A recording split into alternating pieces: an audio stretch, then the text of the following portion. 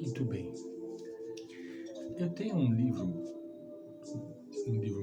antigo, ele está totalmente detonado, coitado. Graças a Deus que eu ainda o tenho. O Sermão da Montanha, segundo Vedanta, de Swami Prabhavananda. Swami Prabhavananda. O Cristo, ele foi remexido por todos os caminhos filosóficos que nós podemos imaginar. Até Jung estudou a personalidade do Cristo. Eu tenho um livro que está na mão de alguma pessoa que não me devolveu, que trata das personalidades dos apóstolos. Ele estudou o comportamento dos apóstolos, entende? O Jesus Cristo, ele foi uma criatura que chamou a curiosidade de todo mundo, de todos nós, por ser uma referência que, se nós formos estudá-lo, nós vamos ficar a vida inteirinha e não vamos chegar numa conclusão. Ainda vai ficar faltando algo que nós deveríamos ter pensado. Mas neste livro, Sermão da Montanha segundo Vedanta, ele interpreta de maneira maravilhosa,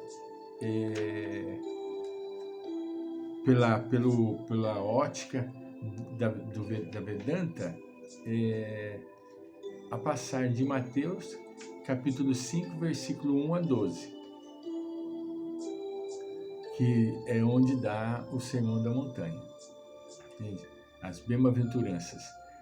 Primeira bem-aventurança: bem-aventurados os pobres em espírito, porque deles é o reino dos céus.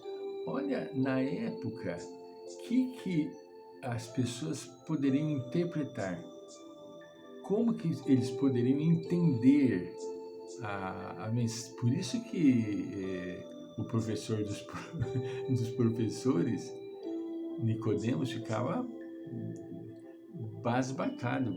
Eu quero entender, Senhor, me ajuda, eu quero entender. Entende?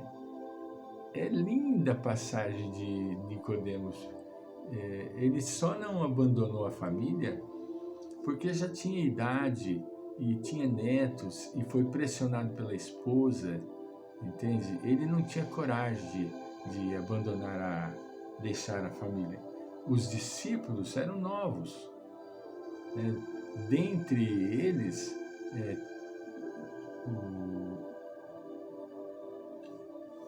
o único era Zebedeu, mas a mulher acompanhou, entende? A mulher acompanhou.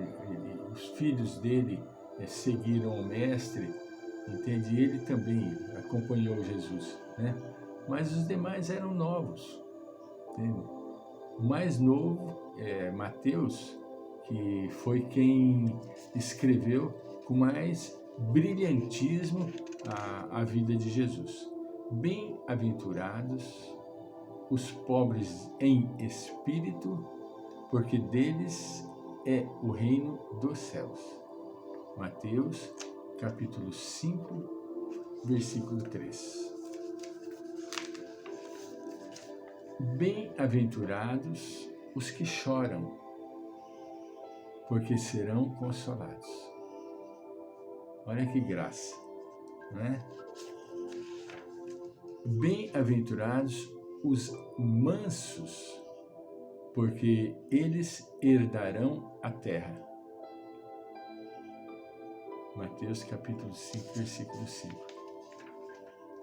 Bem-aventurados os que têm fome e sede de justiça, porque eles serão saciados.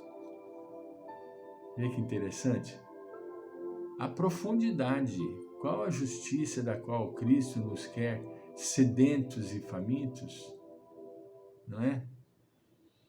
Bem-aventurados os misericordiosos, porque alcançarão misericórdia. Bem-aventurados os puros de coração, porque eles verão a Deus.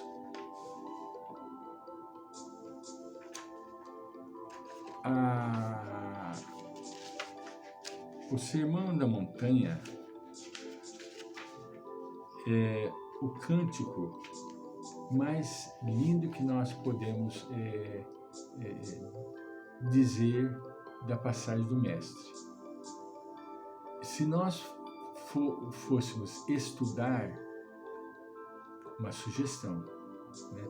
Se nós fôssemos estudar as passagens de Jesus, eu particularmente sugeriria que nós procurássemos conhecer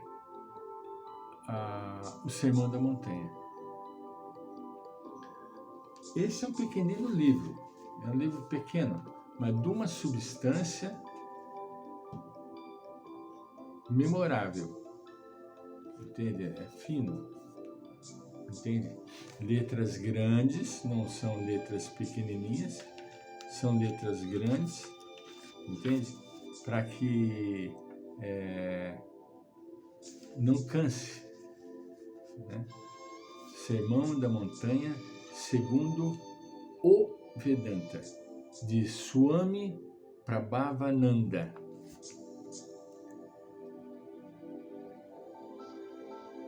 Não dá para ler um pouco legível, né? Sermão da Montanha.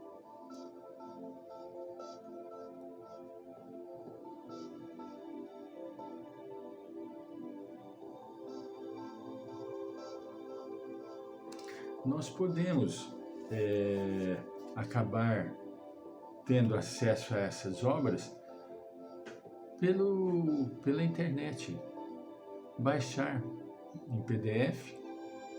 Nem sempre sai agradável, às vezes corta alguma coisa, mas, né?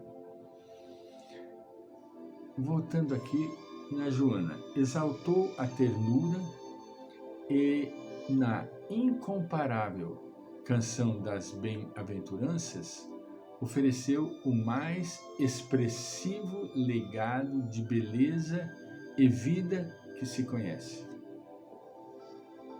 Dividiu o tempo em antes e depois de Jesus, imortalizando-se na autodoação quando se permitiu imolar em duas traves grosseiras que se transformaram em asas de luz para a ascensão ao infinito.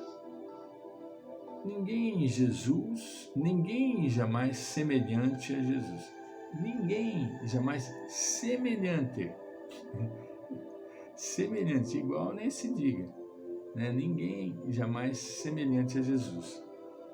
E por essas razões, que o Natal é o momento em que se tece a túnica nupcial da humanidade para a grandiosa união com Ele.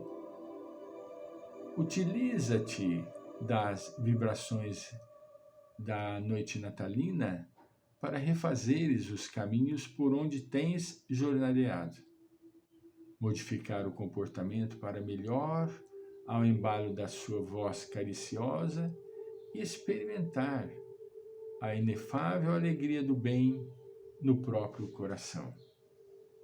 O Natal é a representação do grande momento em que a humanidade recebeu no seu seio aquele que é vida, luz do mundo e excelente Filho de Deus, vinculando todos os seres humanos animais e vegetais, na condição de irmão, sob a fatalidade do bem. Jesus. Jesus. Jesus. Ah, Jesus. Para encerrar, um grande espírita, Amazonas Hércules, um halterofilista carioca, já desencarnou.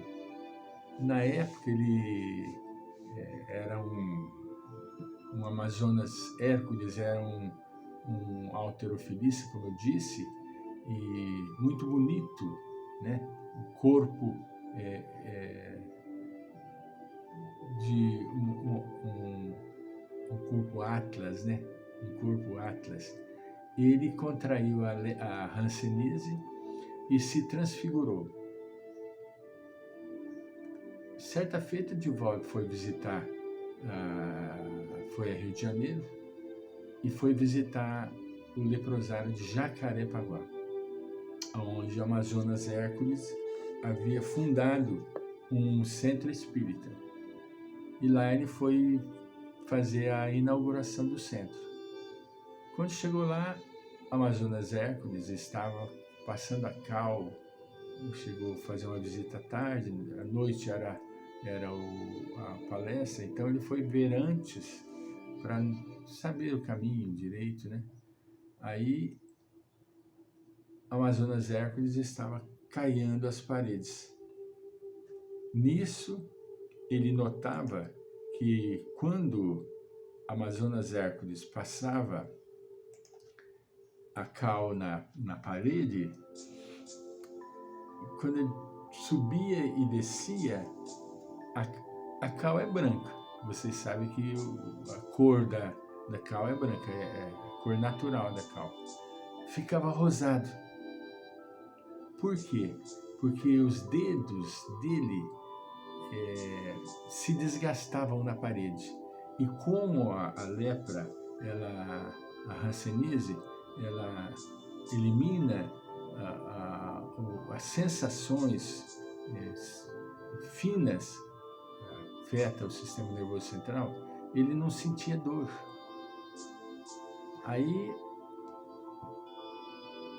Divaldo chegou perto dele e falou: Amazonas, como que você consegue superar a sua doença e nessa transformação que ocorreu na sua vida, do que você era para que você é hoje, que está quase na cadeira de rodas, não está conseguindo andar?